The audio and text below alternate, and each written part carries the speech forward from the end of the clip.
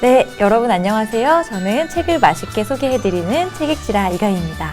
오늘은 제가 네이버 V앱 북토크 진행을 맡아봤는데요. 오늘 함께 하실 작가님을 책읽지라 스타일로 소개해드리겠습니다. 떨리네요. 네. 조금은 서툰, 하지만 진심을 꾹꾹 눌러 담은 글씨로 위안을 담아 버스 정류장에 붙여놓았던 남자가 있습니다. 세상 혼자인 것 같은 밤, 누군가가 집을 가다가 글을 발견한다면 왈칵 눈물을 쏟을 것 같은, 그렇게 글로 누군가를 쓰다듬어주는 사람입니다. 그런데 이분 알고 보니 누구보다 힘들었다고 하더라고요. 무너지고 무너졌을 때 글귀 하나에 힘을 얻었고 스스로를 위로하기 위해 글을 썼고 이제는 누군가에게 따뜻한 위로가 되는 사람입니다. 우리가 무얼 해도 작고 초라해도 그래도 잘하셨습니다 라고 말하는 사람. 저기 성공해서 하늘에 빛나는 별이 아니라 퇴근길 가로등 같은 사람. 요즘 여러분께 가장 사랑받는 에세이 아무것도 아닌 지금은 없다를 쓴 글배우 작가님을 모셨습니다. 작가님 안녕하세요. 안녕하세요. 네, 반갑습니다. 글배우 작가입니다. SNS로만 저희가 소통을 하다가 이렇게 생중계 라이브로 제 얼굴을 모르시는 분들까지 이렇게 만나뵐 수 있어서 너무 무척 설레고 반갑습니다. 1시간 동안 진행되는 브이라이브 끝까지 함께 해줄 수 있으셨으면 좋겠습니다. 감사합니다. 네. 헤이, 반갑습니다. 반갑습니다. 네. 작가님, 제가 글배우 작가님 앞에서 이렇게 뭔가 번데기 주름 잡듯이 글을 한번 소개를 해봤는데 제 스타일로 어떠셨나요? 네네. 일단 들으면서 저도 위안이 됐고요. 제가 글을 쓰는 것보다 더 예쁘게 포장해 주셔서 너무 따뜻하게 잘 들었습니다. 영광입니다. 네. 근데 지금 저희가 좀 떨고 있잖아요. 네. 이게 4시부터 네, 굉장히 여기 예쁜 세트에서 진행을 하니까 그런데요. 그래서 제가 예전부터 글배우 작가님 팬이었거든요. 인스타에서 늘 지켜보고 그러면서 제가 많이 위안을 얻었던 거를 한번 선물로 들고 와봤는데요. 네. 여기 이렇게 제가 작가님 인스타에서 되게 좋았던 부분을 가지고 와봤어요. 잘 안 보이실 것 같은데 네, 잘하고 있어 라고 쓰인 그 인스타 사진이었는데요. 이거 직접 눈이에다가 이렇게 맞아요. 쓰신 건가요? 네. 어떤 프로젝트를 하고 있었는데 그때 눈이 되게 많이 왔는데 외지였어요. 네. 눈이 너무 예뻐서 썼던 글인데 그걸 가지고 오셨네요. 네네.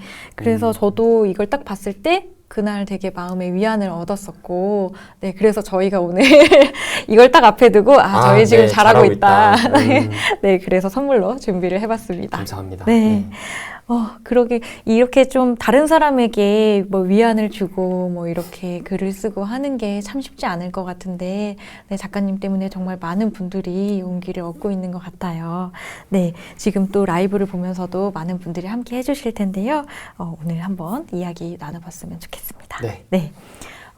작가님은 그렇게 어떻게 이런 글을 통해서 다른 사람을 위안하게 되고 글을 쓰기 시작했는지 그 작가가 된 계기가 먼저 궁금했어요. 예, 원래 작가가 되려고 글을 쓴 건 아니고요. 6년, 한 6년 정도 의류 사업을 했었어요.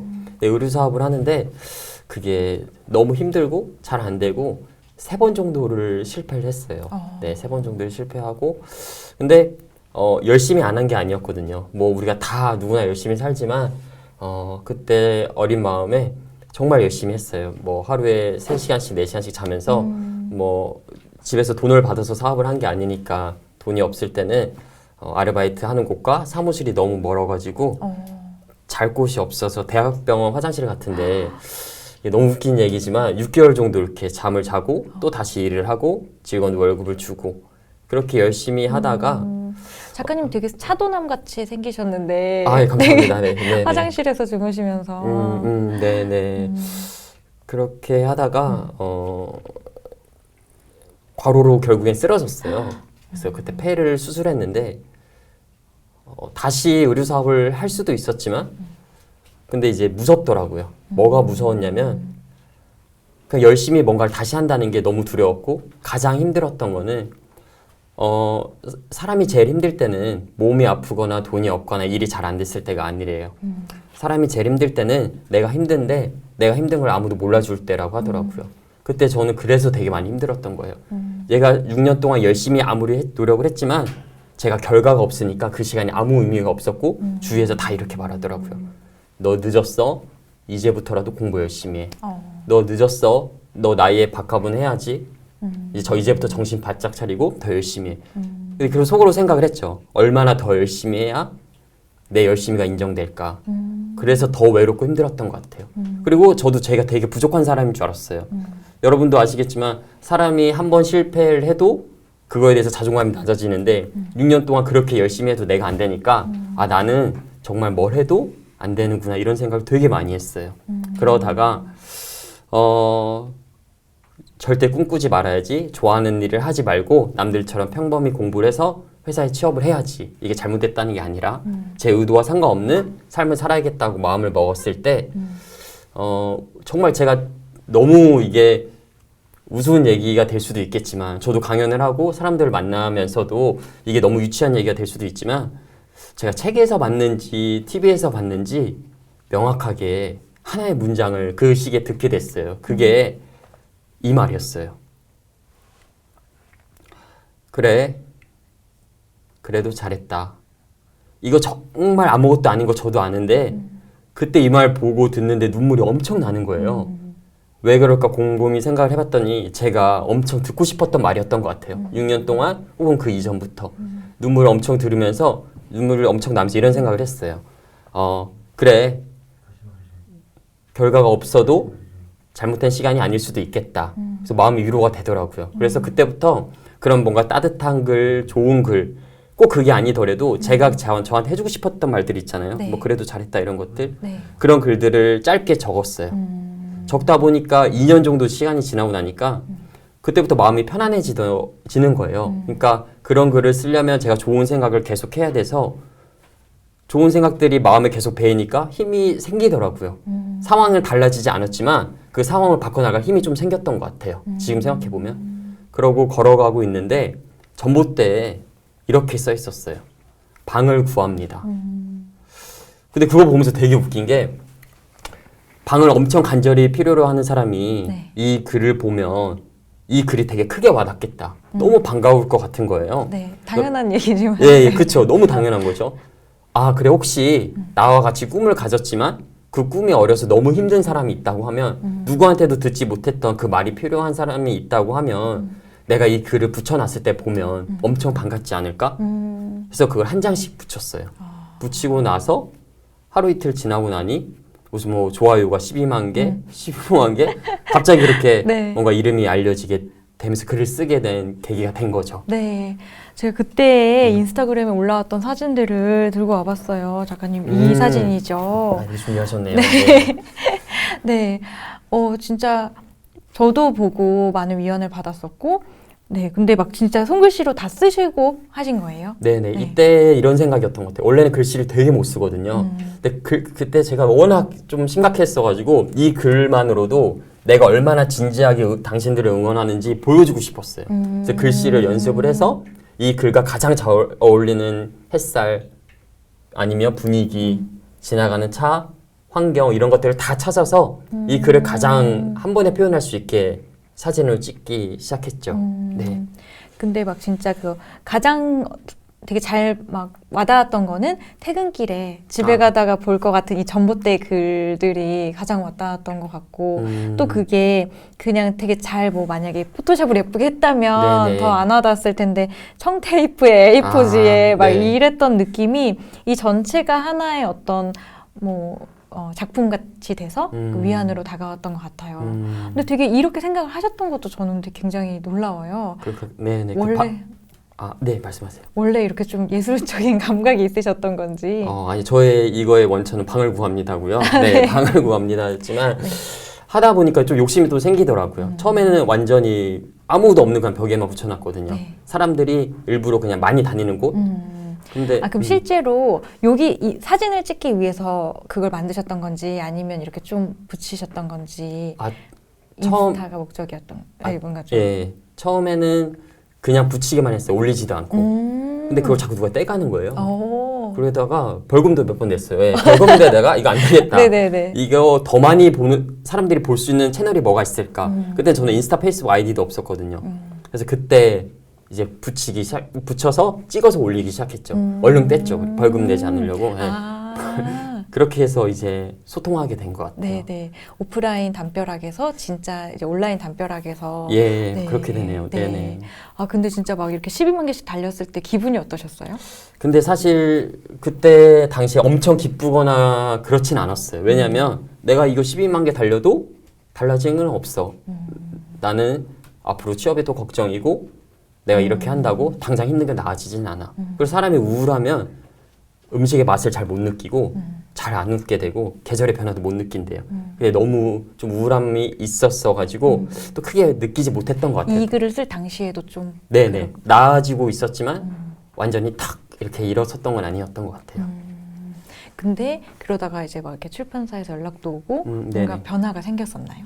네, 그러다가 어떻게 정말 작가가 되고 글을 써야겠다 생각이 들었냐면, 그렇게 하는 도중에 정말 우연히, 우연히가 아니죠. 이렇게 글을 쓰고 나서 사회에서 막 이렇게 신문이나 뉴스 같은 데 나왔어요.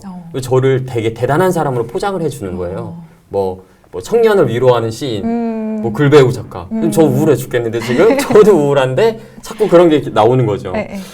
그러고 나서 어떤 현상이 발생했냐면 아침에 눈만 뜨면 핸드폰 메시지에 페이스북이나 인스타그램 메시지가 오잖아요. 네. 이런 게 오는 거예요. 죽고 싶다. 너무 힘들다. 너무너무 힘들고 죽고 싶으니까 내가 힘이 될 수 있는 글귀를 적어달라. 이런 메시지가 당시에는 거짓말 안 치고 제가 하루에 80개, 90개가 왔어요. 그러니까 눈만 뜨면 그런 게 계속 와 있는 거예요. 죽고 싶어요. 살려주세요. 죽고 싶어요. 네. 그러면서 속으로 생각했죠. 나도 죽겠다. 이러다가 내가 먼저 죽겠다. 이러다가 네. 그래서 글을 안 썼어요. 왜냐면 이 글은 처음부터 누굴 위로하려고 한 게 아니라 그냥 제 마음이 좋아서 이끌린 데까지만 한 거지 작가가 돼서 뭐 세상을 바꾸겠다 이런 건 없었거든요. 근데 그런 메시지를 덮고 글도 안 쓰다가 정말 우연히 모르고 실수로 어떤 메시지를 읽게 됐어요. 한 8개를. 근데 8개를 읽으면서 이런 생각이 들었어요. 솔직히 말해서 메시지 내용이 다 기억나진 않거든요. 근데 한 분한테 온 8개였나요? 아니요, 한 분 한 분. 하나를 읽고 나서 또 그 다음에 읽게 되더라고요. 읽다 보니까 이런 생각이 들었어요. 그래, 나 지금, 그때 제가 대학교 2학년이었거든요. 28살에. 되게 늦었죠. 그래, 내가 이 사람들을 만난다고 세상이 바뀌거나 내가 나아지진 않을 거야. 대신에 이 8명한테는 엄청 큰 용기가 될 것 같은 거예요. 그렇게 만나고 싶어 하시니까. 그래, 내가 세상을 바꿀 수는 없어도 나를 만나는 사람을 조금 용기 있게 바꿀 수 있다고 하면 좋은 일이 아닐까라는 그런 취지에서 37일 동안, 처음엔 28일이었어요. 대학로 서울에 텐트를 쳐놓을 테니까 네. 고민 있는 사람을 오세요 했어요. 네. 이 8명을 만나려고. 네. 근데 이제 2,000명이 오신 거죠. 아무 준비가 없이 그 텐트 하루 종일 있으셨어요? 아니요. 제가 시간을 정해놨어요. 왜냐면 여름이었거든요. 겨울에는 이제 햇빛이 다 이렇게 네. 쏟아지니까 햇빛이 이게 저희가 여름에 밤에 했는데 밤 그때 당시 7시부터 시간을 10시로 정했지만 포항에서 마산에서 제주도에서 오셔가지고 새벽 2시까지 기다리시는 거예요. 그래서 저도 너무 당황스러운 거죠. 저는 그때 작가가 아니었어요. 그냥 인터넷에 글을 쓰는 글쟁이. 근데 그렇게 하면서 사람들이 계속 오니까 28일, 37일로 늘어난 거예요. 그리고 집에서 전화는 계속 오죠, 엄마가. 뭐 하고 있는 거야? 네 방이나 치워라. 계속 이제 전화는 오시고 네네. 이게 저도 뭘 하는지 모르겠는 거죠. 8명을 만나려고 했는데. 네. 그러면 그 안에서 뭐 어떤 활동을 하셨어요? 그 안에서 사람들이 저한테 고민을 얘기해주면 제가 어떻게 상담을 하겠습니까? 저도 지금 그런데 거기에 가장 잘 어울리는 제가 글을 썼던 한 200개 정도가 시가 있었어요. 그 시를 적어드렸어요, 송곳시로. 그게 다였어요. 그러고 나서 2,000명이 다 끝나고 나서 하면서도 계속 이런 생각이 들었죠. 이걸 하는 게 이거 왜 하는 거지? 이거 하는 게 맞을까? 이런 생각이 다 끝나고 나서 2,000명이 다 끝나고 이제 텐트에 혼자 앉아 있었거든요. 혼자 앉아 있는데 다 가고 37일 끝난 거죠. 엄청 힘들어서 그때 막 팔에 막 침도 맞고 기부스도 했어요. 손을 너무 많이 써서 이렇게 앉아 있는데 이런 생각이 들더라고요. 1년 반 전이죠 이게. 자, 이게 돈이 될지 안 될지도 모르고 엄청 불확실한 직업이고 이런다고 세상이 바뀌진 않을 거야. 근데 생각해 보니까 이거 되게 멋진 일 같아. 되게 가치 있는 일이야. 내가 여기서 제가 한 거는 그들의 고민을 해결해 준 게 아니라 들어주는 일을 했던 거예요. 사람들이 다른 사람한테 고민을 얘기하면 정답만 얘기하거든요. 정답은 이 본인이 다 알고 있어요. 내 얘기를 들어줄 사람이 필요했고 모르는 사람이니까 털어놓을 수 있어서 4시간이든 5시간이든 기다리셨겠죠. 그래, 내가 나를 만나는 사람은 바꿔놓을 수 있을 것 같아.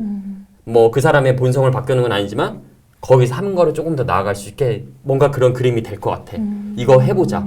이게 직업이 없는 거잖아요. 그때는 책도 내기 전이니까. 네. 이런 거를 계속 해보자 해서 글을 썼고 다음이랑 지금 카카오 합병했는데 다음에서 1년에 2번씩 7인의 작가를 선정했어요. 그때 선정이 되면서 이제 책을 내게 되고 이제 출판을 하게 됐죠. 그러면서 보여주고 싶었어요. 사람들한테 솔직하게. 내가 지금 얼마나 진지하고 내 인생을 내가 다시는 꿈꾸지 않는다고 했는데 다시 이걸 쫓으면서 당신들한테 뭘 말하고 싶은지 제 말에 힘을 싣고 싶어서 프로젝트를 계속했어요. 그때는 37일, 또 다음 여름에는 30일 동안 또 텐트를 친 거죠. 그리고 또 한 번은 고민 있는 사람들이 사연을 보내면 직접 그 사람한테 찾아가는 프로젝트를 1000명을 만나는 걸 했는데 다들 아직 못 만났어요. 500명 정도를 1년 동안 만났어요. 2달이나 3달에 한 번 집에 오고 맨날 똑같은 옷을 입고 배낭을 메고 제주도도 마산에 다 찾아다녔어요. 보여주고 싶었어요. 제가 얼마나 진지하게 지금 하고 싶은 말이 뭔지. 그러니까 제 글에 힘을 싣고 싶었던 거죠. 행동을 하면서. 그렇게 하면서 시간이 흘러 여기까지 조금 걸어오게 되지 않았나라는 생각이 드는 것 같아요. 질문을 받으면서. 예. 아, 너무 지금 빨려 들어가서 저 지금 네. 물 한 모금 마시세요. 네. 네. 그러면 사실 그게 진짜 쉽지 않았을 것 같아요. 네, 어려움도 많았죠. 네, 그렇게 하면서 사실은 이제 책도 좀 나오고 사실은 좀 더 유명해지셨고 그러니까 그렇게 직접 다니면서 안 하셔도 됐었을 것 같은데 그럼에도 계속 뭔가 사람들을 만났던 이유가 네네. 아까도 말씀드렸지만 뭐 이런 게 정말 많죠. 저한테 고민이 오면 제가 이렇게 해도 돼요, 사실은. 힘내세요. 오늘 하루도 뭐 기분 좋은 하루 되시고 화이팅 하세요. 다 좋아질 거예요. 이렇게 해도 되지만 아까도 말했지만 말에 힘을 싣고 싶어서 배낭을 메고 그 사람한테 직접 찾아가서 제가 이렇게 하는 거죠. 제가 위로받았던 것처럼 그래, 그래도 정말 여기까지 오느라 고생하셨습니다. 그런 메시지를 글이 아니라 뭔가 더 힘있게 전달하고 싶어서 꾸준히 좀 했던 것 같아요. 네. 그분들이 정말 위로를 얻고 또 마음에 그런 좀 치유가 되셨는지 그렇게 느껴지셨나요? 물론 찾아가기로 해놓고 전화 안 받는 분도 계셨지만 네, 그런 분이 좀 당황스러운 분도 계셨지만 네네네. 이제 그렇게 만나고 나면 뭐 송글씨로 제가 글을 적어드려요. 그러면 이게 저희만 아는 거죠. 사실은 세상 사람들은 저한테 바보 같다는 소리 되게 많이 하죠. 그걸 왜 하냐고. 근데 저희는 아는 거예요. 그렇게 제가 적고 나면 손편지를 막 8장, 9장을 저한테 똑같이 적어서 적어놨다가 주시는 분들이 계세요. 그럼 느끼죠. 이거 맞는 거다. 이렇게 할 때 뭔가 좀 바뀌는 거다. 그 사람도 그렇고 나도 그렇고. 그런 것 때문에 더 이렇게 조금 믿음을 갖고 할 수 있지 않았나 생각이 드네요. 네. 네. 진짜 너무 진심이 느껴지고 네, 너무 마음이 따뜻해지는 것 같아요. 네. 그럼 그렇게 많은 사람들을 만났으면 이분들의 고민이 뭐 어떤 건지도 많이 들으셨을 것 같고 네, 그런 질문들이 좀 비슷하거나 뭐 많이 나오는 질문들도 있었을 것 같아요. 그래서 저희가 좀 미리 질문을 드렸고 그 중에 가장 많이 나왔던 질문 네 가지 정도를 함께 살펴보려고 하는데요. 그 전에 저희 질문 올라오는 거, 먼저 한번 여쭤볼게요. 김미은 님이 질문 주셨는데, 글 쓰면서 가장 기뻤던 순간은? 이라고 하셨는데, 아마 지금 뭐 말씀하신 부분에 많이 녹아있을 것 같은데, 어떤 순간이 기뻤을까요? 가장 기뻤던 순간은 사실,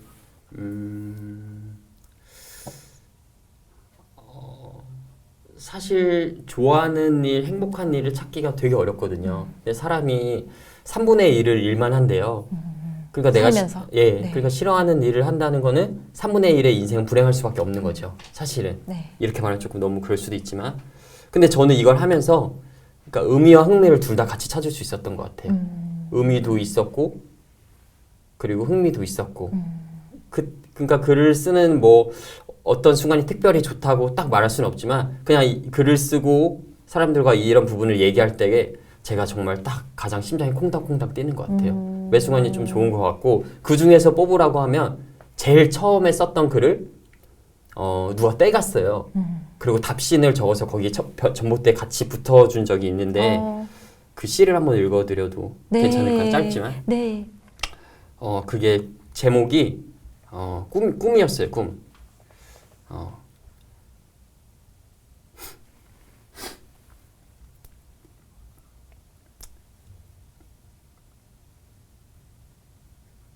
기억이 안 나는 건 아니고요. 네, 그 꿈이 아니고, 네, 네, 생각났습니다. 해볼게요. 웃었던 날들을 모으면 행복이 되고, 좋아했던 날들을 모으면 사랑이 되고, 노력했던 날들을 모으면 꿈이 된다. 아직 가지지 못해 부족하다고 느끼기엔 우리에게 앞으로 모을 수 있는 날들이 너무나 많다. 라는 글이었는데 그 글을 보고 감사합니다, 고맙다를 한 똑같은 말이지만 그걸 한 10번 정도를 이렇게 쭉 적어서 붙여놓으셨더라고요.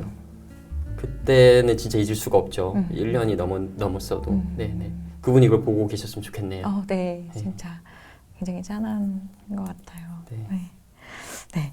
또 다른 질문으로 글배우라는 필명의 뜻은 뭔가요? 라고 남겨주셨어요. 대단한 뭔가 뜻이 있는 건 아니고요. 제가 처음에 작가가 되려고 글을 쓴 게 아니니까 글을 배웁니다. 글 배웁니다로 닉네임을 정해서 올렸어요. 글 네. 배웁니다. 네.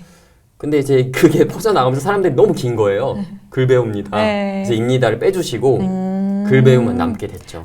좀 오해를 하세요. 그래서 글 배우라고 하면 저 그렇게 뻔뻔한 사람이 아니거든요. 네, 저 그렇게 철판이 두껍지가 않습니다. 네네. 네네. 그런 뜻이 있었군요. 네네. 근데 또 되게 멋있기도 한 것 같아요. 뭐 영화 배우처럼 글 배우. 네. 네. 중의적인 의미가 또 생겼네요. 네. 잘 어울리는 것 같아요. 감사합니다. 네. 그러면은 아까 많은 분들을 만나면서 가장 많이 나왔던 질문들을 한번 같이 살펴볼게요. 먼저 걱정이 너무 많나 힘이 든다라는 내용이 많았다고 해요. 걱정이 너무 많다. 네, 이런 분들이 정말 많았나요? 저도 걱정이 되게 많은 편이긴 한데 걱정이 좀 많으신 편이에요? 네, 걱정이 없는 편이에요. 그래요? 네. 또 저 대신 답변해 주셔야 될 것 같은데 네네, 걱정이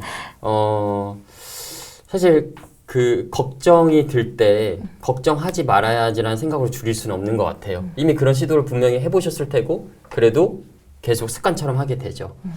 거기에 대해 뭔가 솔루션을 드린다고 하면 걱정과 고민은 다르다를 인지할 수 있었으면 좋겠어요. 걱정은 이런 거죠. 내가 성적이 안 좋아서 저 회사에 못 가면 어떡하지라는 감정은 걱정이에요. 자, 이거를 걱정하지 마라로 줄일 수가 없죠. 계속 반복하게 생각하게 되니까 이 걱정의 크기가 되게 커지게 돼요.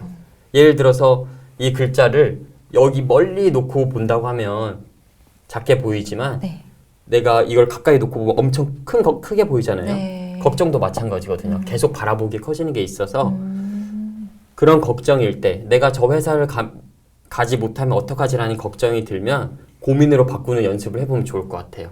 내가 저 회사를 가지 못하면 성적이 좋지 않아 가지 못하면 어떡하지라는 걱정이 들면 고민으로 바꾸는 거죠. 저 회사를 성적이 좋지 않지만 저 회사를 가기 위한 방안은 이렇게 바꾸는 거예요. 천천히 해볼게요. 강연을 제가 잘 못했어요. 그러면 강연이 날짜가 잡혔을 때 강연을 잘하지 못하면 어떡하지라는 걱정이 든다고요? 네. 그때 고민으로 바꾸는 거죠. 강연을 잘하기 위한 방안은 자, 사람의 뇌는 한 번에 하나밖에 생각을 못해요. 그러니까 아까도 말씀드렸던 것처럼 걱정하지 말아야지는 걱정을 하고 있는 거니까 고민으로 바꾸면 걱정을 할 수 없게 돼요. 그럼 삶에 뭐가 남냐면 고민이 남게 돼요. 뭐뭐 하기 방안은 해결책이 되는 거죠. 네. 이거는 해야 되는 생각이라고 저는 생각을 해요. 이거는 줄여야 되는 생각이 아니라 고민할수록 남들은 보이지 않는 깊이가 생기고 신념이 생기고 거기에 대한 믿음이 생기는 것 같아요. 예를 들어서 제가 우리 질문자님한테 내 행복에 대해서 말해보세요 하면 우리 질문자님은 2가지나 3가지를 말씀하실 거예요. 근데 제가 이렇게 하는 거죠. 2주의 시간을 드리겠습니다. 내 미래 행복에 대해 걱정하지 말고 고민해 오세요라고 하면 내 행복에 대해 20가지나 30가지를 말씀하실 거예요. 삶이 성장한 거죠. 행복에 가깝게. 근데 2주 동안 만약에 걱정만 하셨다고 하면 이 글을 본 것처럼 더 큰 걱정만 남게 된다는 거죠. 만약에 이런 경우라고 하면 조금 용기 내셔서 걱정을 고민으로 바꾸실 수 있었으면 좋겠고 한 번에 되는 건 이 세상에 없는 것 같아요. 근데 조금씩이면 되게 많은 걸 바꿔나갈 수 있을 것 같아요. 그렇게 한번 용기 내볼 수 있으셨으면 좋겠습니다. 네. 그러면 걱정과 고민의 차이는 고민은 좀 더 내가 원하는 바를 달성하기 위한 방안, 해결하기 위한 방안. 걱정은 네. 불안한 감정. 감정을 좀 더 목표에 네, 가깝게 네. 할 수 있는 행동으로 바꾸는 것 네, 이렇게 네. 생각을 하면 되겠네요. 네. 굉장히 먼 길인데요. 감사합니다. 네, 감사합니다. 진짜 되게 저도 꼭 뭔가 생각해보니까 걱정이 없다고 했는데 저도 일적으로는 비슷한 것 같아요. 그래서 좀 적용을 해봐야겠다. 네, 이런 네. 생각이 들었습니다. 네, 네. 도움이 되셨네요. 네네. 네. 두 번째로도 많이 이제 나오는 질문들이 선택하지 못한 채 너무 오래 멈춰서 있다라는 네네. 질문이라고 했어요. 그러니까 또 선택을 두고 오래 걱정을 하는 분들이 많았나요? 많이 계셨고요. 혹시 대표님도 그 선택에 대해서 고민하신 게 있으신가요? 최근에? 네. 어떤 게 있으시죠? 여행을 여행. 네, 여행을 가야 되나 제가 어제 들었는데 네팔. 네네네. 이 타이밍에 가야 되나 선택을 못 내리고 있어요. 티켓팅을 맞아요. 못 하고 있습니다. 이 답변이 조금 도움이 되셨으면 좋겠네요. 네. 네. 선택에 대한 질문을 많이 받죠. 이런 거죠. 선택을 해야 되는데 선택하지 못한 채 똑같은 걸 계속 반복해서 생각하거나 미래를 너무 생각하면서 지금 해야 될 일들을 놓치면서 멈춰서 있는 거죠. 이런 경우 어떻게 해야 되나요? 선택을 잘하는 방법인데 이런 것 같아요. 이런 경우는 사실 이런 거거든요. 살면서 우리가 만나는 선택지 중에 두 가지 선택 중에 양쪽 다 장단점 있는 선택지에서 우리 멈추게 되는 것 같아요. 양쪽 다 장단점이 있는 거죠. 네. 어느 쪽을 선택해도 우려가 있고요. 어느 쪽을 선택해도 좋음이 있을 때 우리 멈추게 되는 것 같아요. 그럼 이럴 때 어떻게 선택해야 되냐? 많죠. 여행을 갈지 말지, 꿈이 있는데 해야 될지 말지, 좋아하는 일을 해야 될지, 해야 되는 일을 할지, 아니면 뭐 여자친구와 이별을 해야 될지, 다시 만나야 될지, 아니면 뭐 이혼을 해야 될지, 결혼을 다시 해야 될지, 뭐 이런 것들이 선택의 문제에 계속 놓이게 된다고요. 어느 쪽을 선택해도 장단점 있는 선택지죠. 네. 어떻게 선택하는지 제가 조금 도움을 드려볼게요. 네. 어떻게 선택하면 좋을까요? 혹시 그냥 말씀드리면?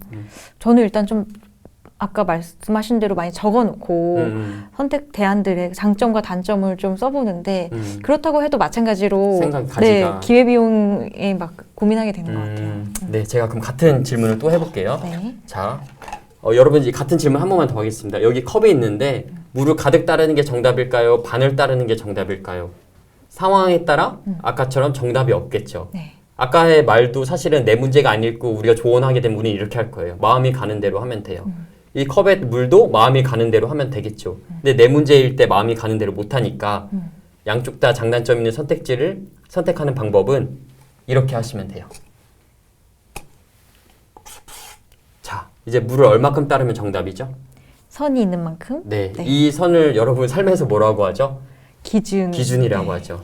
내가 지금까지 선택을 잘 못하는 사람이었다고 하면 내 삶에 기준이 없어서 그랬던 거예요. 남들이 좋은 게 내 정답인 줄 알고 살아온 거죠. 왜냐하면 나한테 누가 단 한 번도 기준을 정하라고 살으라고 한 사람이 없었거든요. 남들이 좋은 게 다수가 옳다고 하는 게 그게 내가 좋음으로써 오해하고 계속 살아오다 보니까 선택을 계속 못하게 되는 거죠. 그러니까 기준을 정했으면 좋겠어요. 나의 기준을. 그러면 여러분들 저한테 이렇게 물어보겠죠. 작가님, 어떤 기준을 정해야 돼요? 네. 저는 그거를 조심스럽게 여러분들이 오늘 열심히 산 이유도 매일 열심히 살아가는 이유도 행복이니까 내 행복으로 그 기준을 정할 수 있었으면 좋겠어요. 내가 지금 행복한 걸 하나를 선택할 수만 있다고 하면 삶은 계속해서 지금이기에 내가 살아가는 이유 하나를 무조건 지킬 수 있으니까 내 행복을 미래의 목표에 두지 말고 자, 대학에 가면 행복할 것 같아, 여행 가면 행복할 것 같아, 취업 행복할 것 같아. 그렇게 미래의 목표에 두면 현재는 절대 행복할 수 없거든요. 네. 행복을 미래의 목표에 두지 말고 현재의 선택으로 두고 하나씩 타인의 시선의 오름이 아니라 나의 계획과 의지가 있는 그 오름으로 하나씩 하나씩 선택해 나갈 수 있으면 지금보다 조금 더 마음의 행복이 채워지지 않을까 그렇게 조금 조심스레 조언 드리고 싶습니다. 네. 그러면 행복을 사실 우리는 미뤄두잖아요. 그렇죠. 열심히 해서 이렇게 되면 행복하게 살아야지. 네네. 근데 그거를 꼭 기준을 미래에 두지 않고 오늘 이 순간 행복한 걸 더 결정해도 되나요? 네네. 이렇게 말씀드리고 싶어요. 우리가 행복을 미루는 이유가 지금 행복을 선택하면 미래에 행복하지 않을 것 같아서 미루는 거거든요. 네. 지금 행복을 선택해버리면 미래는 행복하지 않을까 봐. 네. 근데 말씀드리고 싶은 거죠. 삶은 계속해서 지금이고 과거와 미래는 내 머릿속에만 있으니까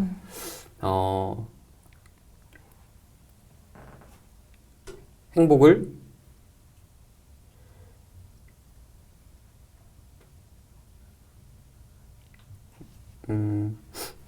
행복을 미래의 나로 완성시키지 말고 현재의 나로 완성시킬 수 있었으면 좋겠어요. 네, 네.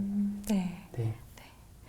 근데 이렇게 그 작가님 말씀하시다가 잠깐씩 이렇게 생각해가지고 그 말씀해주는 그 공백이 되게 좋은 것 같아요. 아, 그래요? 왜냐면 네. 네, 진심을 담아서 그냥 영혼 없이 얘기해 주신 게 모든 말이 다 그렇지만 네, 그래서 더 와닿는 것 같아요. 사실 몇 가지의 고민이 막 이렇게 생각이 났었는데 지금 얘기해 주신 게 저한테 되게 명확하게 기준이 돼서 아, 요거는 그러면 이거네, 이거는 그러면 이거네 라는 생각이 지금 확 들었거든요. 아, 그래요? 다행이네요. 감사합니다.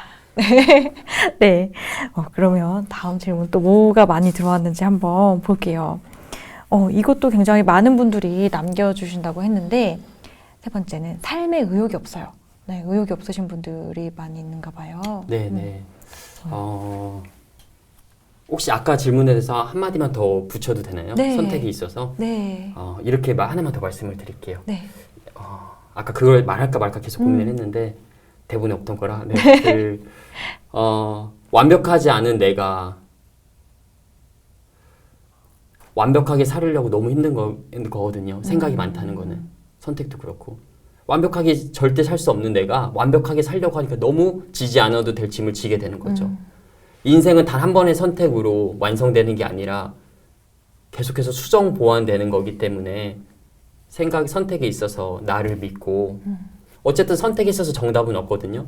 선택해도 내가 잘하지 못하면 오답이 되니까 나를 믿고 그 선택을 내 행복으로 선택하고 그 선택을 나만의 정답으로 만들어갈 수 있었으면 좋겠습니다. 다시 말하면 선택에 정답이 있는 게 아니라 내가 행복할 수 있는 선택이 있을 뿐이고 그 선택도 내가 나를 믿지 못하면 오답이 되기에 그 선택을 나를 믿고 나만의 정답으로 만들어갈 수 있었으면 좋겠다는 마지막 말씀 드리고 싶어요. 네네. 근데 진짜 한 말씀 한 말씀이 다 너무 와닿는 것 같아요. 지금 네. 제가 처한 상황이랑도 좀 그렇고 또 아까 완벽하지 않아도 된다는 말이 되게 위안이 됐는데 사실 계속해서 더 잘하는 모습만, 좋은 모습만 보여드려야겠다는 강박이 좀 많이 있었는데 사실 전 좀 못났고 찌질할 때도 있고 네, 그런 게 사실은 저라는 생각이 좀 많이 들었거든요. 네, 네. 그래서 되게 더 와닿는 얘기였던 것 같아요. 다행이네요. 감사합니다. 네. 네. 명언 제조기세요. 저도 그렇게 생각합니다. 네. 네, 너무 큰 위로가 되는 것 같고 네, 네. 보시는 분들도 또 그렇게 위안을 받지 않을까 네, 그런 생각이 드는데요. 네, 네. 질문을 다시. 네, 넘어가 볼까요? 네. 네, 세 번째 질문은 삶에 의욕이 없어요 하시는 네. 분들. 네. 이건 제 이야기를 조금 같이 드리면 저는 의류 사업을 그렇게 하고 나서 제가 얼마나 쉬었나 봤더니 그러니까 제가 다시 꿈을 꾸지 말아야지 하고 사람들도 피하고 그렇게 혼자 지내면서 얼마나 쉬었나 봤더니 2년을 쉬었어요. 네? 2년 동안 저는 정말 아무것도 안 했어요. 편의점 아르바이트. 편의점 아르바이트랑 그 학교 공부를 했지만 그 학점이 그렇게 높지 않았어요. 네, 교수님이 별로 좋아하지 않았고요. 네. 그렇게 시간을 2년 정도 쉬었던 것 같아요. 그러니까 그렇게 다 쉬고 나니까 계속 쉬고 싶은 마음이 드는 게 아니고요. 진심으로 이렇게 마음이 들더라고요. 다시 뭔가 해보고 싶다. 네? 우리 잠도 그렇지 않습니까? 잠도요. 계속 참으면 계속 졸리거든요. 문득문득. 근데 푹 자고 일어나면 이제 그만 자고 싶은 게 있는 것 같아요. 삶에 의욕이 없다는 거는 제가 봤을 때는 2000m 달리기 선수도 2000m를 다 뛰고 나면 그만 달리고 싶어 해요. 의욕이 없는 건 당연한 거죠. 삶에 내가 의욕이 없다는 거는 내가 생각했던 것보다 내가 지금까지 너무 멀리 많이 달려온 거예요. 결과가 없어도요, 나는 알 거예요. 내가 얼마나 잘하고 싶었고, 내가 남들 보이지 않는데 얼마나 많이 참았고, 얼마나 더 버텼는지 나는 알 거예요. 내가 너무 열심히 달려왔기 때문에 삶에 유혹이 없는 거지 인생 전체가 잘못된 건 아니라고 생각을 해요. 물론 뭐 삶에서 단 한 번도 내가 의욕이 없었다. 이거는 좀 문제가 될 수 있죠. 근데 그런 게 아니라고 하면 이 고민을 한다는 것 자체가 뭔가 더 잘하려고 했던 사람들인 것 같아요. 내가 2000m 혹은 나만의 3000m 경주를 지금 끝마쳤으니 다시 의욕이 생기는 방법은 억지로 힘을 쥐어 짜는 게 아니라 2000m를 다시 뛴 만큼 조금 쉬어갈 수 있었으면 좋겠어요. 남들과 비교할 필요는 없거든요. 왜냐면 그들과 닮은 삶을 살려고 내가 되는 건 아니라고 생각을 해요. 그러니까 나는 그냥 나인 거죠. 나의 목적지는 내가 정할 수 있는 거고 내가 만족하는 게 내가 성공일 테니 내가 조금 거기까지 편안하게 갈 수 있게 조금 쉬어갈 수 있었으면 좋겠어요. 그리고 마지막으로 하나 더 말씀드리면 제가 오다가 얼마 전에 핸드폰이 꺼졌어요. 갑자기요? 네, 갑자기 꺼진 거예요. 갑자기 막 잘 되는데. 그래가지고 제가 핸드폰을 그 전원 버튼을 계속 눌렀죠. 켜야 되니까. 근데 조금만 더 누르면 부서지겠더라고요. 네, 정말로요. 그래서 이제 옆에 이제 기차였는데 좀 이상하게 보셨나 봐요. 계속 왜 저걸 자꾸 누르냐. 그러고 나서 옆에 보니까 충전기가 있더라고요. 그걸 꽂았죠. 꽂았더니 한 5분 지났나? 딱 켜지는 거예요. 내가 만약에 배터리가 나간 핸드폰이라고 하면 지금까지 내 마음의 전원만 계속 안 꺼진다고 미워하고 눌렀다고 하면 할 수 있는 일도 사실은 원래 내 모습이면 딱 못하고 고장 날 수도 있을 것 같아요. 마음의 병이 생길 수도 있을 것 같아요. 그렇게 되지 않게 마지막으로 같은 얘기지만 충전의 시간을 가질 수 있었으면 좋겠습니다. 네. 네. 그러면 쉬어도 되나요? 좀 네. 요약하자면 네. 네네. 의욕이 없으면 굳이 안 하고 좀 쉬어가도 된다. 이렇게 얘기할 수 있을까요? 네네. 쉬어갈 수 있었으면 좋겠고 제가 봤을 때는요. 진짜 강한 사람은 약점이 없거나 완벽한 사람이 아니라 그런 사람은 없으니까 약점이 있어도 나만의 방식으로 계속 살아갈 수 있는 사람이 진짜 강한 사람인 것 같아요. 모두 이 V 라이브를 보시는 분들이 강한 자신이 될 수 있었으면 좋겠습니다. 네, 저도 네. 그렇고요. 좀 결국은 쉬지 못하는 이유는 조바심 때문인 것 같은데 네. 그렇게 좀 많이 의욕이 떨어졌을 때는 좀 쉬고 충전해도 괜찮다. 네. 네, 제가 많이 또 그게 힘을 얻네요. 네. 네네. 지금 질문이 너무 많이 올라와서 저희가 또 사실 소통하는 방송을 해야 되는데 네.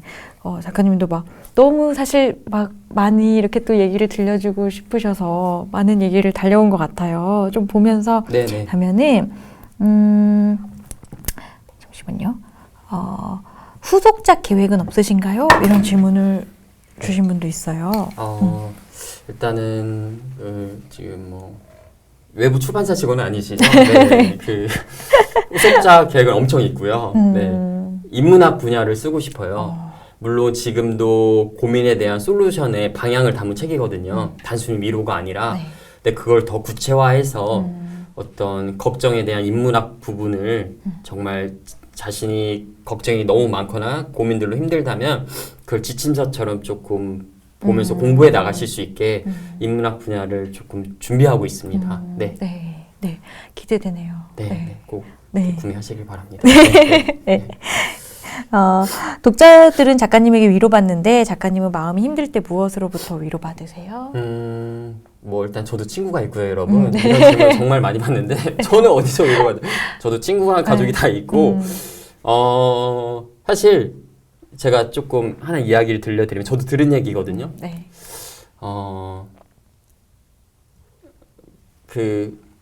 우리 옛날에 1960년대 혹은 60년대가 아니죠. 죄송합니다. 몇 년대인가요? 네네. 제가 우리 어렸을 때? 네, 80년대 이럴 때 우리나라 지금 이제 할머님 분들이 외국에 많이 나가셨잖아요. 어르신들도 외국에 많이 나가시고 처음 막 나갈 수 있었을 때 달러를 벌어야 되니까 나라에서 근데 어떤 할머니가 16살이신데 지금 할머니가 되셨죠? 네. 저 들은 얘기예요. 네. 16살이신데 외국에 나가신 거예요. 간호사로. 달러를 벌어 집안 형편이 어려우시니까. 근데 가서 한 일이 영어를 그때 정기적으로 배웠겠습니까? 잘 못하셨겠지 영어를. 네. 그래가지고 시체 닦는 일만 하신 거예요. 말도 못하고 사람이 시체만 매일 닦는 거예요. 1년, 2년, 3년. 자기가 죽어가는 거죠. 그래가지고 우울증에 걸리신 거예요. 그래서 손목을 몇 번이나 그으셨대요. 너무 우울하니까. 사람이요, 제가 봤을 땐 죽는 게 두 가지예요. 몸이 죽는 게 있고요. 마음이 죽는 것도 있는 것 같아요. 내가 살 이유가 없으면 그게 또 하나의 죽음이거든요. 죽는다고 생각이 든 거예요. 그래서 그때부터 종이학을 접었대요. 어떤 의미를 담은 게 아니에요. 저처럼. 그냥 접으신 거예요. 접다 보니까 모이죠. 놀 데가 없잖아요. 호리병을 만들어서 마을 사람 한 명한테 그냥 준 거예요. 완전 츤데레처럼 확 딱 주시고 가는 거죠. 근데 놀랍게도 2년 동안 3년 동안 한 번도 행복하다고 느낀 적이 없는데 그 순간 찰나에 내가 이 사람한테 되게 가치 있는 사람이라는 걸 이 표정에서 읽었대요. 나 되게 소중한 사람이었구나. 그걸 너무 재밌지 않나요, 여러분? 3년 동안 내가 달러를 벌 때도 느끼지 못한 감정을 그때 처음 느낀 거죠. 내가 행복하다. 그래서 그때부터 시체를 닦고 너무 힘들지만 그 뒤에 학을 또 접으셨대요. 지금 할머니가 되셨어요. 독일에 계신데 그 마을 전체에서 이 할머니 학을 받지 않은 사람 단 한 명도 없어요. 그렇게 자기 자존감을 지켰다고 하더라고요. 그래서 저는 사람들이 어디서 위로받냐 이런 말 정말 많이 듣는데 사실 제가 액션을 했을 때 여러분의 리액션이 제가 소중한 사람이고 가치 있고 제가 저의 자존을 지킬 수 있게 여러분들이 많은 도움을 주셔서 저는 이런 활동을 통해서 오히려 되게 많은 위안을 지금 얻고 있는 것 같아요. 사실 그렇게 할 만한 아직 그릇도 작고 아직 너무 어린데 이렇게 사랑에 제가 제 자존을 지켜나갈 수 있지 않을까 이렇게 좀 생각을 합니다. 물론 이렇게 악플 다시는 분도 계시지만 안 된다고 생각합니다. 네. 네. 저는 이거 추가로 예. 좀 술도 좋아하고 그러시는지. 아니요. 술, 담배를 아예 못해요. 술을 먹는다고 여기 뭐 명칭을 말씀드리면 안 되죠? 방송이랑. 아마도 네, 그러면 어떤 삐 처리? 예, 네. 무슨 톡톡이라는 술이 있는데 술도 아니죠. 네. 제 주량은 그거 반 캔이에요. 아, 술을 아예 못 먹고 네. 뭐 굳이 좋아하는 걸 또 딱 말하자고 하면 저는 이렇게 풍경 같은 거 보는 거 되게 좋아해요. 원래는 전혀 그렇지 않았는데 이제 가족들이랑 여행을 가면 할아버지가 저기 집에 계신데 여기 또 한 명의 할아버지 오셨다 이렇게 하시면서 천천히 있거나 바라보는 걸 되게 좋아해요. 정말 좋아해요. 할아버지 한 번 더 오셨다. 네, 아직 벌써 할아버지가 된 것 같네요. 네. 네. 또 질문이 계속 올라오고 있는데 예. 사실 네, 일단 좋은 증상인가요? 네, 그럼요. 그래요? 네. 정말 많은 분들이 와서 지금 지켜봐주고 계셔서 네, 정말 좋은데요. 끊임없이 올라오고 있어요. 하지만 저희가 먼저 일단 준비한 질문을 한번 더 보고 답변을 드리겠습니다. 이제 좀 네 번째로 많이 들어오는 질문이 자존감이 낮아 걱정입니다. 라는 질문이라고 하셨어요. 자존감이 낮은 분들이 많으셨나요? 그렇죠. 아무래도 자존감이란 게 사실 항상 높을 수는 없거든요. 조금 억지스러운 게 있죠. 내가 자존감이 항상 높아야 된다는 생각도 어떻게 보면 나를 너무 힘들게 하는 걸 수도 있어요. 근데 자존감이 낮아지면 우리가 어떤 행동을 하게 되냐면 나 이상으로 되게 잘하게 하려고 하는 것 같아요. 사람 관계에서도요. 사실은 나는 그게 아닌데 나 이상으로 되게 잘하는 거죠. 그리고 어떤 일에 있어서 나 이상으로 하고요. 물론 좋아요. 성장할 수 있거든요. 근데 그렇게 했을 때 내 마음대로 됐을 때 내 자존이 지켜지는데 우리 여기 다 아시겠지만 세상에 내 마음대로 되는 것보다 마음처럼 안 되는 게 더 많잖아요. 그때 자존감이 확 내려가는 거죠. 내가 이만큼을 했어. 여러분 자살하는 사람도 열심히 안 산 사람이 자살하는 게 아니에요. 내가 그 이상으로 열심히 살았을 때 억울함도 몇 배가 되는 거죠. 그때 자존감이 한 번에 무너지는 게 있으니 내가 지금 그렇게 나 이상으로 계속 뭔가 하고 있다고 하면 그걸 잠시만 멈췄으면 좋겠어요. 일단은. 그리고 나서 나를 한번 돌아봐 줬으면 좋겠어요. 내가 왜 지금 뭐가 힘든지, 내가 뭘 좋아했고 나는 왜 지금 이렇게 자존감이 낮아졌는지, 그리고 나는 어떻게 하면 마음이 따뜻해질 수 있는지. 사실 이게 해결하기 위한 첫 번째 방법이거든요. 자존감은 나와의 관계거든요.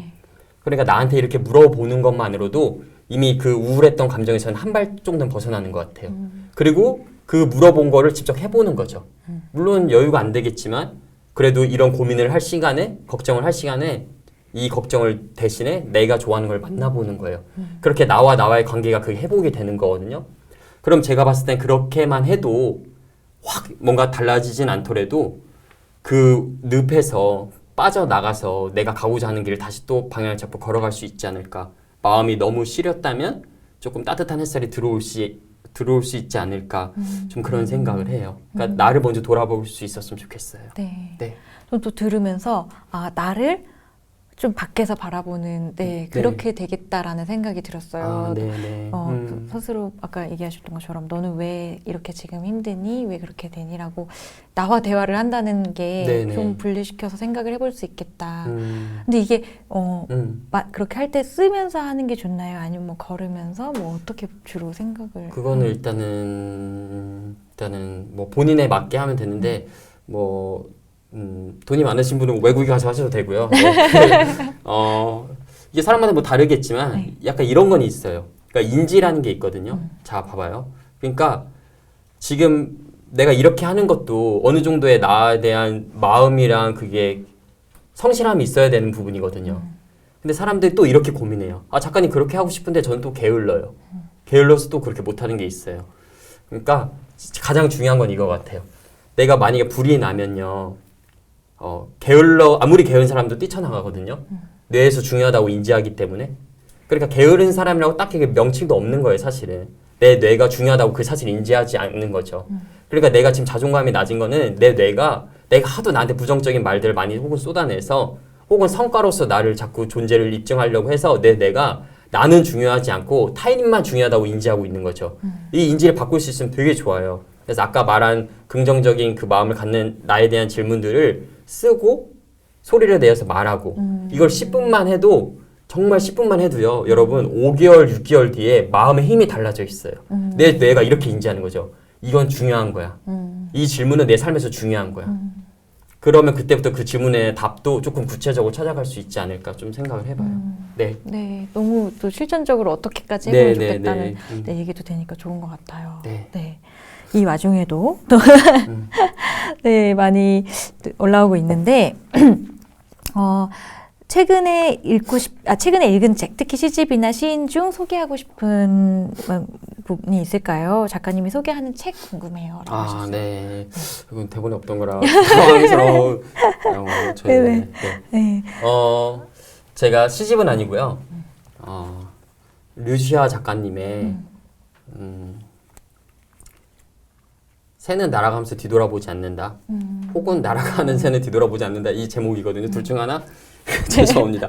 정확하게 하기 위해서 두 개를 다 말씀드렸는데 이 책이 정말 엄청 위안이 됐어요. 잠깐 소개해도 될까요? 네. 너무 많은 그냥 이 책의 전반적인 내용을 말씀드리면 그냥 삶에 대한 이야기예요.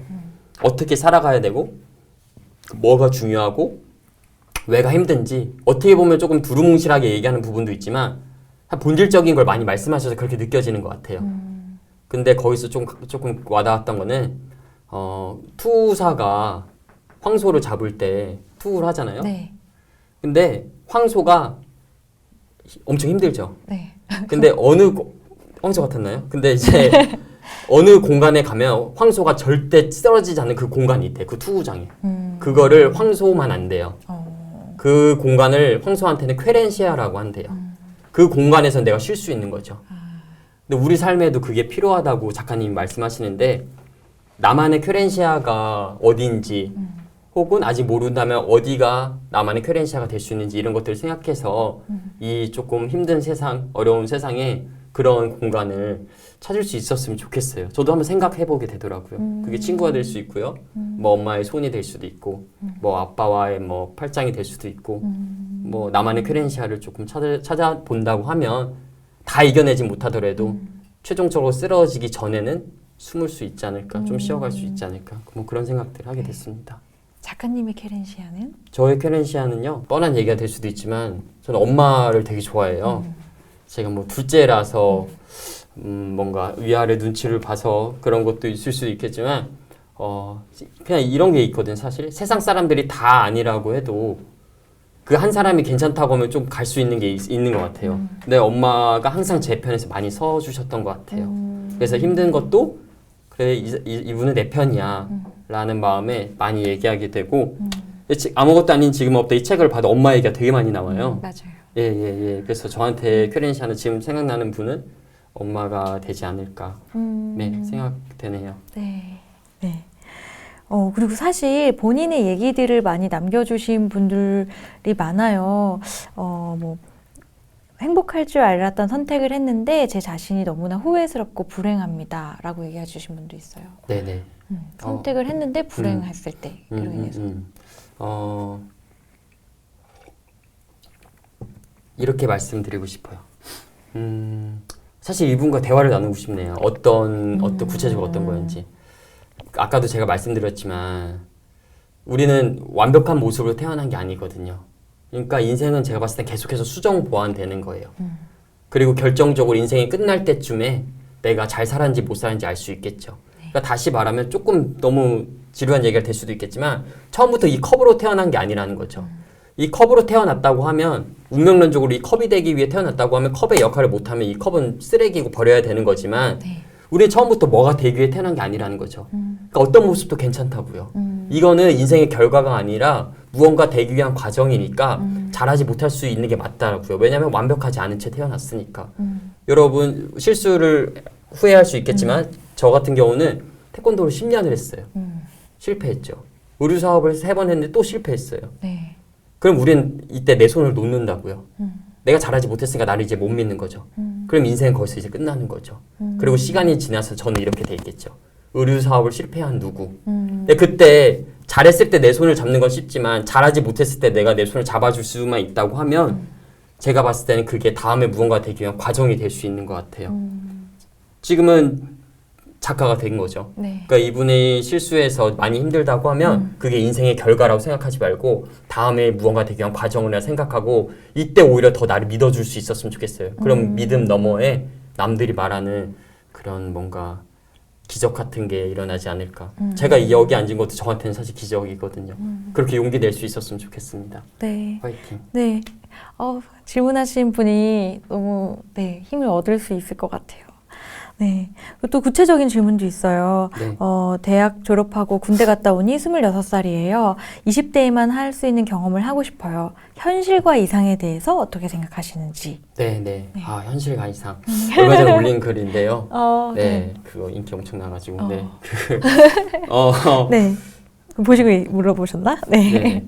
현실과 이상 중에서요. 내가 행복할 것 같은 걸 선택하면 돼요. 정답은 없습니다. 근데 조금 더 구체적으로 말씀드릴게요. 네. 자, 내가 현실을 선택하는 게 행복할 것 같아. 그러면 현실 선택하시면 돼요.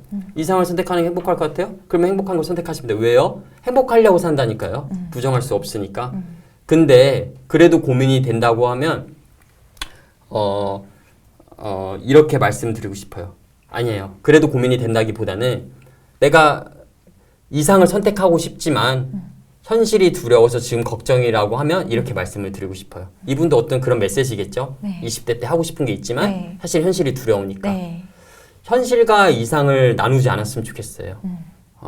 왜냐면요. 아마 내가 잘할 수 없는 거, 현실에서 돈이 안 되는 거, 뭐 어려운 것들은요.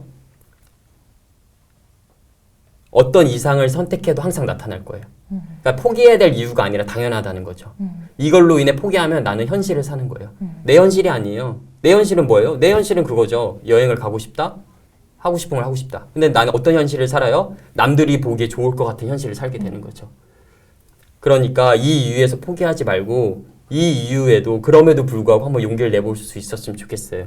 그러면 이상을 이번에 못 만날 수도 있어요. 그래도 또 그럼에도 불구하고 그래 또 이상 못 만날 수 있어요. 또 그럼에도 불구하고 그렇게 그럼에도 불구하다 보면 그때 이상을 만날 수 있는 것 같아요. 내 인생에서 이상을 만나는 유일한 방법은 이상을 선택하는 거죠. 저는 의류사업 아까도 똑같은 얘기했지만 태권도 이상을 쫓았지만 네. 작가라는 이상을 만나게 됐죠.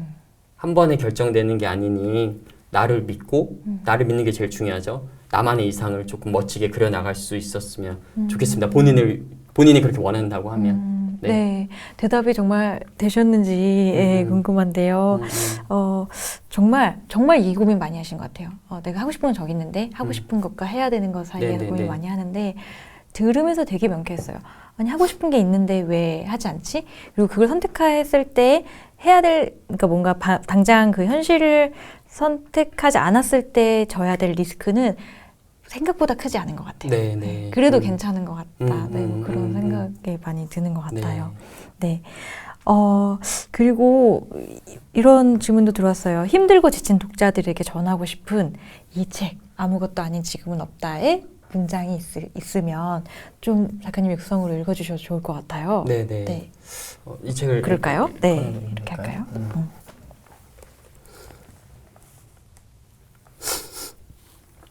읽으면 될까요?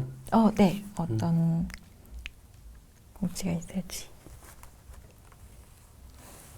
책에서 제가 전 책들도 봤었는데 네, 네. 좀 더 작가님 이야기와 솔직한 마음들이 담겨 있어서 되게 이번에 좋았던 것 같아요. 네. 네. 한번 해볼까요? 네. 다들 힘내라고 하는데 그 말이 크게 와닿지 않을 때가 있다. 지금 정말 힘들어서. 그럴 때는 그냥 힘들어해야 한다. 지금 힘들어한다고 인생이 잘못되는 건 아니니까. 힘들 땐 힘들어하고 힘날 땐 또 힘내서 걸어가고 씩씩하자. 그리고 울지 말자. 네. 네. 너무 좋았어요. 네. 네. 진짜 네. 되게 많이 위로가 되고 저도 퇴근하고서 집에 가서 혼자인 것 같은 밤, 네, 그럴 때 정말 보면서 많이 위로를 받았던 것 같은데요.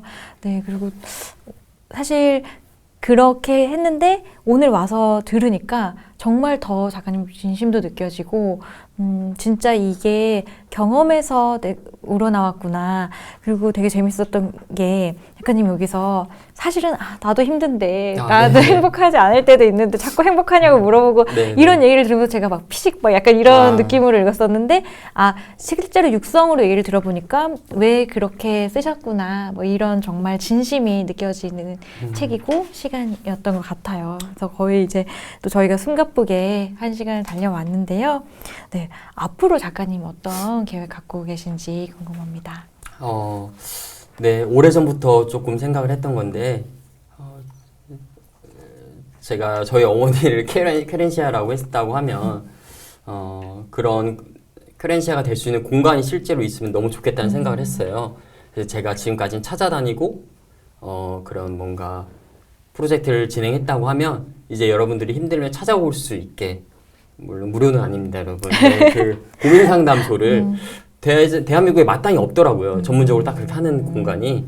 그래서 제가 엄청 학식이 높은 건 아니더라도 그동안 여러분과 나눴던 이야기, 4,000명 혹은 강연을 통해서 나눴던 이야기들을 한 사람 한 사람 직접 만나면서 얘기를 나눈다고 하면 조금 좋지 않을까 해서 고민 상담소를 준비하고 있어요. 그때 또 이렇게 얼굴 뵙고 인사 나눌 수 있었으면 좋겠습니다. 네. 너무 좋은 것 같아요. 막 그 새벽 2시까지 기다리시던 분들 이제 좀 여유 있게 찾아와서 작가님 언제든지 만날 수 있게 되겠네요. 네. 꼭 빠르게 만나볼 수 있었으면. 네, 빨리 준비하겠습니다. 네. 이름은 혹시 케렌시아인가요? 아니요. 그 루시아 작가님은 혼날 것 같고요. 그건 아니고 생각 좀 해봐야 될 것 같아요. 이름은. 네. 그리고 끝으로 지금 이제 오랜 시간 또 함께 많은 분들이 들어와서 질문도 진짜 남겨주시고 제가 다 못 소개해드려서 굉장히 아쉬운데요. 기다려주신 분들에게 한 말씀 부탁드립니다. 네. 브이라이브 끝까지 함께 해주셔서 너무 감사드리고요. 많이 부족하지만 앞으로 더 진심을 담은 글, 진심을 통한 강연 전할 수 있게 노력하겠습니다. 끝까지 함께 해주셔서 감사합니다. 네. 네, 저도 작가님 앞으로 계속 인스타, SNS, 그리고 책과 또 이제는 오프라인 공간에서까지 네, 만날 수 있어서 너무 기대되고요. 앞으로도 저는 계속 응원하겠습니다. 감사합니다. 네. 네, 저희는 오늘 1시간 작가님과 되게 좋은 시간 나눴고요. 네, 또 다른 모습으로 찾아뵙겠습니다. 네, 저희는 여기서 인사드리겠습니다. 여러분, 감사합니다. 고맙습니다.